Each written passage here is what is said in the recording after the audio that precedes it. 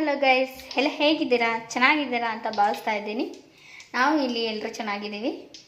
ಇವತ್ತು ವೈಕುಂಠ ಏಕಾದಶಿ ಇರೋದ್ರಿಂದ ನಾನು ರಾತ್ರಿ ಡಿನ್ನರ್ಗೆ ಉಪ್ಪಿಟ್ಟು ಮತ್ತು ಅವಲಕ್ಕಿ ಅವಶ್ಯಕನ ಮಾಡ್ತಾಯಿದ್ದೀನಿ. ಬನ್ನಿ ಇವತ್ತು ಫಲಹಾರ ಹೇಗೆ ಮಾಡೋದು ಅಂತ ತೋರಿಸ್ಕೊಡ್ತೀನಿ. ಉಪ್ಪಿಟ್ಟು ಮಾಮೂಲಿ ಎಲ್ಲ ನಿಮಗೆ ಗೊತ್ತಿರುತ್ತೆ, ಬಟ್ ನಾನು ಮಾಡೋ ಈ ಟೊಮೊಟೊ ಉಪ್ಪಿಟ್ಟು ನಮ್ಮ ಮನೆಯವರು ಎಲ್ರಿಗೂ ತುಂಬ ಇಷ್ಟ. ಆ ಕಾರಣಕ್ಕೋಸ್ಕರ ನೈಟ್ ಡಿನ್ನರ್ಗೆ ರವೆ ಉಪ್ಪಿಟ್ಟು, ಟೊಮೊಟೊ ಉಪ್ಪಿಟ್ಟು ಮತ್ತು ಅವಲಕ್ಕಿ ಅವಶ್ಯಕನ ಮಾಡ್ತಾಯಿದ್ದೀನಿ. ಮೊದಲಿಗೆ ಬಾಣಲಿ ಇಟ್ಟು ಎಣ್ಣೆ ಹಾಕ್ಕೊಂಡು ಅದಕ್ಕೆ ಕಡಲೆಬೇಳೆ, ಸಾಸಿವೆ, ರವೆ ಎಲ್ಲ ಸೇರಿಸಿ ರವೆನ ನೀಟಾಗಿ ಘಮ ಬರೋವರೆಗೆ ಹುರ್ಕೊಳ್ಳೋಣ. ಬನ್ನಿ ನೋಡಿ, ಎಣ್ಣೆ ಹಾಕಿ ಎಣ್ಣೆ ಕಾದ್ಮೇಲೆ ಸಾಸಿವೆ ಸಿಡಿಸ್ಕೊಂಡಿದ್ದೀನಿ. ಈಗ ಇದಕ್ಕೆ ಕಡಲೆಬೇಳೆನ ಆ್ಯಡ್ ಮಾಡೋಣ. ಇದಕ್ಕೆ ರವೆನ ಹಾಕಿ ಹುರ್ಕೊಳ್ಳೋಣ ನೀಟಾಗಿ. ರವೆನ ಹಸಿ ವಾಸನೆ ಹೋಗೋವರೆಗೂ ಸ್ವಲ್ಪ ತಾಳ್ಮೆಯಿಂದ ಘಮ ಬರೋವರೆಗೂ ಹುರ್ಕೋಬೇಕು. ಆಗ ಉಪ್ಪಿಟ್ಟು ಇನ್ನೂ ರುಚಿಯಾಗಿ ಟೇಸ್ಟಿಯಾಗಿ ಚೆನ್ನಾಗಿ ಬರುತ್ತೆ. ಈಗ ರವೆ ಘಮ ಪರಿಮಳ ಬರೋವರೆಗೂ ಅವಲಕ್ಕಿ ಅವಶ್ಯಕ ಮಾಡೋದಕ್ಕೆ ರೆಡಿ ಮಾಡ್ಕೊಳ್ಳೋಣ.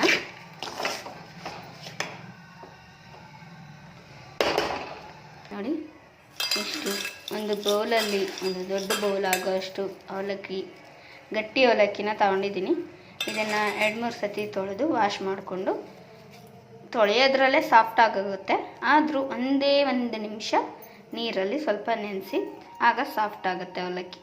ನೋಡಿ, ಅವಲಕ್ಕಿನ ಒಂದು 3-4 ಬಾರಿ ತೊಳ್ಕೊಂಡು ನೀಟಾಗಿ ವಾಶ್ ಮಾಡ್ಕೊಂಡಿದ್ದೀನಿ. ಈಗ ಜಸ್ಟ್ 1-2 ಮಿನಿಟ್ಸ್ ಅಷ್ಟೇ ನೆನೆ ಹಾಕ್ಕೊಂಡ್ರೆ ಸಾಕು. ಜಾಸ್ತಿ ಸಾಫ್ಟ್ ಆಗೋದ್ರೆ ಮುದ್ದೆ ಆಗೋಗುತ್ತೆ.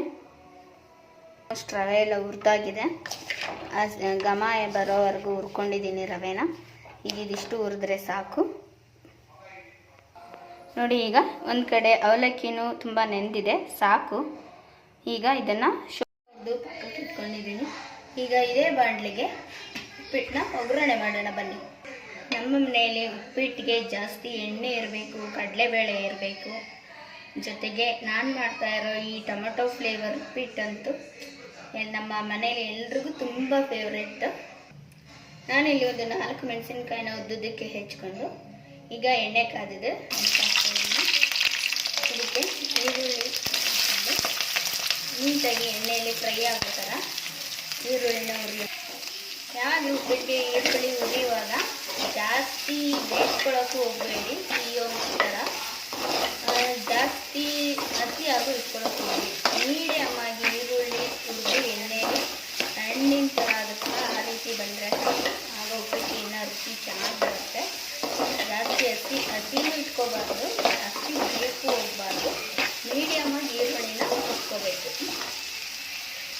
ನಾನು ಉಪ್ಪಿಟ್ಟಿಗೆ ರುಚಿಗೆ ತಕ್ಕಷ್ಟು ಉಪ್ಪನ್ನು ಮೊದಲೇ ಸೇರಿಸ್ಕೊತಿದ್ದೀನಿ.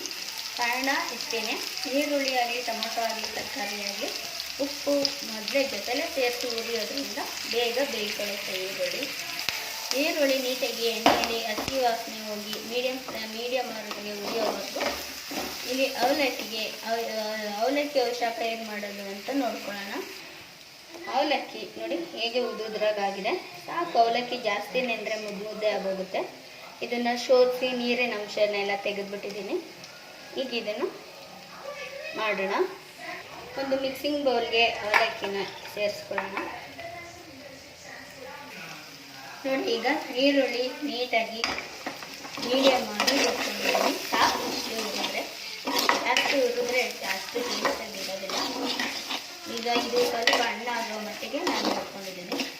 ಈಗ ಇದಕ್ಕೆ ಟೊಮೊಟೊನ ಆ್ಯಡ್ ಮಾಡ್ಕೊಂಡು, ನಾನು 1 ಪಾವ್ ರವೆ ಉಪ್ಪಿಟ್ಟಿಗೆ 3 ಟೊಮೊಟೊನ ಆ್ಯಡ್ ಮಾಡ್ತಾ ಇದ್ದೀನಿ. ಯಾಕಂದರೆ ಇದರ ಹೆಸರೇ ಟೊಮೊಟೊ ಉಪ್ಪಿಟ್ಟು. ಆ ಕಾರಣಕ್ಕೋಸ್ಕರ ಟೊಮೊಟೊನ 3 ತಗೊಂಡು ಚೆಂದಾಗಿ ಇಟ್ಕೊಂಡು ಇದಕ್ಕೆ ಹುರ್ಕೋಕೆ ಹಾಕ್ಕೊಂಡು, ಇದೇನಪ್ಪ ಇವಳು ಉಪ್ಪಿಟ್ಟು ಯಾರು ಮಾಡೋಕ್ಕೆ ಬರುತ್ತಲ್ಲ, ಇನ್ಯಾಕೆ ಮಾಡ್ತಾ ಇದ್ದಾಳೆ ಅಂತ. ಇದಕ್ಕೆ ವೈಕುಂಠ ಏಕಾದಶಿ ಇರೋದ್ರಿಂದ ಮನೆಯಲ್ಲಿ ಫಲಹಾರ ಮಾಡಬೇಕು ಅನ್ನೋ ಕಾರಣಕ್ಕೆ ಉಪ್ಪಿಟ್ಟನ್ನ ನಾನು ಉಪ್ಪಿಟ್ಟು ಮಾಡ್ತಾ ಇದ್ದೀನಿ. ಬಟ್ ನಮ್ಮ ಮನೆಯಲ್ಲಿ ಈ ಟೊಮೊಟೊ ಉಪ್ಪಿಟ್ಟು ಎಷ್ಟು ಜನಕ್ಕೆ ಇಷ್ಟ ಅಂತ ತಿಳಿಸಿ ಹೇಳೋಕ್ಕೆ ಅಷ್ಟೇ. ಉಪ್ಪಿಟ್ಟು ಅಂದರೆ ಬಿಸಿ ಬಿಸಿಲಿ ಎಷ್ಟೇ ಮಾಡಿದ್ರೂ ತಿನ್ನೋಕ್ಕೆ ಟೇಸ್ಟಾಗಿರ್ತದೆ. ಈ ರೀತಿ ಒಂದು ಸತಿ ಉಪ್ಪಿಟ್ಟನ್ನ ನೀವು ಮನೇಲಿ ಟ್ರೈ ಮಾಡಿ ನೋಡಿ. ರುಚಿ ಹೇಗಿತ್ತು ಅನ್ನೋದನ್ನು ಕಾಮೆಂಟಲ್ಲಿ ತಿಳಿಸಿ. ಫ್ರೆಂಡ್ಸ್ ಜೊತೆ ಶೇರ್ ಮಾಡ್ಕೊಳ್ಳಿ. ಸಬ್ಸ್ಕ್ರೈಬ್ ಮಾಡ್ಕೊಳ್ಳೋದನ್ನ ಮರಿಬೇಡಿ. ಟೊಮೆಟೊ ನೀಟಾಗಿ ಬೇಯೋವರೆಗೂ ಅವಶ್ಯಕಕ್ಕೆ ಸಿಹಿ ಅವಲಕ್ಕಿಗೆ ಬನ್ನಿ ಪ್ರಿಪೇರ್ ಮಾಡ್ಕೊಳ್ಳೋಣ. ಈಗ ನೋಡಿ, ಈ ಅಳತೆ ಪ್ರಮಾಣದಲ್ಲಿ 4 ಲೋಟ ನೀರು ತಗೋತಾ ಇದ್ದೀನಿ. 4 ಲೋಟ ಅಳತೆ ಪ್ರಮಾಣದಲ್ಲಿ ನೀರು ತಗೊಂಡಿದ್ದೀನಿ. ಇದು ಕುದಿ ಬರೋದು ತಟ್ಟೆನ ಮುಚ್ಚಿ ಕ್ಲೋಸ್ ಮಾಡೋಣ. ಬನ್ನಿ ಈಗ ಅವಶ್ಯಕಕ್ಕೆ ರೆಡಿ ಮಾಡ್ಕೊಳ್ಳೋಣ. ಸಿಹಿ ಅವಲಕ್ಕಿಗೆ ನೋಡಿ ಸ್ವಲ್ಪ ಸಕ್ಕರೆನ ಆ್ಯಡ್ ಮಾಡ್ಕೊಳ್ಳೋಣ. ಸಕ್ಕರೆ ಬೆಲ್ಲ ಎರಡು ಆ್ಯಡ್ ಆಗಿದ್ರೆ ತುಂಬ ಟೇಸ್ಟಿಯಾಗಿರುತ್ತೆ. ಬೆಲ್ಲದ ಹಚ್ಚಿನ ಇದಕ್ಕೆ ಪುಡಿ ಮಾಡೋದಕ್ಕಿಂತ ತುರ್ಕೊಂಡ್ರೆ ನೀಟಾಗಿ ಪುಡಿ ಆಗುತ್ತೆ. ಅವಲಕ್ಕಿಗೆ ಸಕ್ಕರೆ ಜೊತೆ ಬೆಲ್ಲನೂ ಸ್ವಲ್ಪ ಆ್ಯಡ್ ಮಾಡಿಕೊಂಡ್ರೆ ರುಚಿ ಅದ್ಭುತವಾಗಿ ಬರುತ್ತೆ. ಇದು ನೋಡಿ, ನೀರು ಚೆನ್ನಾಗಿ ಕುದಿ ಬರ್ತಾ ಇದೆ. ಈಗ ಇದಕ್ಕೆ ರವೆನ ಮಿಕ್ಸ್ ಮಾಡ್ಕೊಳ್ಳಿ.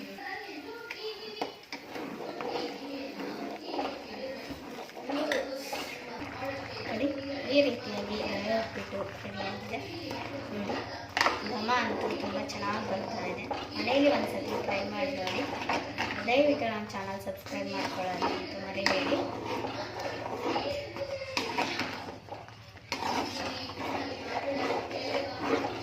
ಇದನ್ನು ಒಂದು 5 ನಿಮಿಷ ಲೋ ಫ್ಲೇಮಲ್ಲಿ ತಟ್ಟೆ ಮುಚ್ಚಿ ಹಾಗೆ ಇಟ್ಬಿಡೋಣ. ಹಾಗೆ ರವೆ ನೀಟಾಗಿ ಹಳ್ಳಾಗಿ ನೋಡಿ, ಎಷ್ಟು ಫ್ಲೇವರ್ಫುಲ್ಲಾಗಿ ಎಷ್ಟು ನೀಟಾಗಿ ಟೊಮೊಟೊ ರವೆ ರೆಡಿಯಾಗಿದೆ ಅಂತ.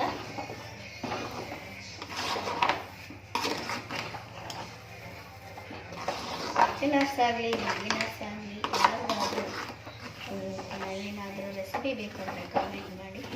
ಆ ರೆಸಿಪಿನ ವಿಡಿಯೋ ಮಾಡಿ ನಾನು ಯೂಟ್ಯೂಬಲ್ಲಿ ಅಪ್ಲೋಡ್ ಮಾಡ್ತೀನಿ. ಸಬ್ಸ್ಕ್ರೈಬ್ ಮಾಡಿಕೊಂಡು ಆಲ್ ನೋಟಿಫಿಕೇಷನ್ನ ಕ್ಲಿಕ್ ಮಾಡ್ಕೊಂಡು ನಾನು ಹಾಕೋ ಪ್ರತಿಯೊಂದು ರೆಸಿಪಿ ಪ್ರತಿಯೊಂದು ಇನ್ಫಾರ್ಮೇಷನ್ ಕೂಡ ನಿಮಗೆ ಫಸ್ಟ್ ನೋಟಿಫಿಕೇಷನ್ ಬರುತ್ತೆ. Thanks for watching.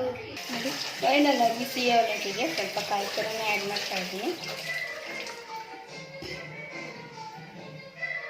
ಫೈನಲ್ ಆಗಿ ನಮ್ಮಲ್ಲಿ ಈ ರೀತಿಯಾದ ಟೊಮೊಟೊ ಉಪ್ಪಿಟ್ಟು ಜೊತೆ ಈ ರೀತಿಯಾದ ಸಿಹಿ ಅವಲಕ್ಕಿನ ಮಾಡಿ ಇವತ್ತಿನ ಸಿಹಿ ಅವಲಕ್ಕಿನ ಮಾಡಿದ್ದೀನಿ. ಎಲ್ರಿಗೂ ವೈಕುಂಠ ಏಕಾದಶಿ ಹಬ್ಬದ ಶುಭಾಶಯಗಳನ್ನ ಹೇಳ್ತಾ ಇವತ್ತಿನ ಈ ನನ್ನ ಲಾಗ್ನ ಮುಗಿಸ್ತಾ ಇದ್ದೀನಿ. ನನ್ನ ಚಾನಲ್ ನಿಮ್ಗೆ ಏನಾದರೂ ಇಷ್ಟ ಆದರೆ ಲೈಕ್.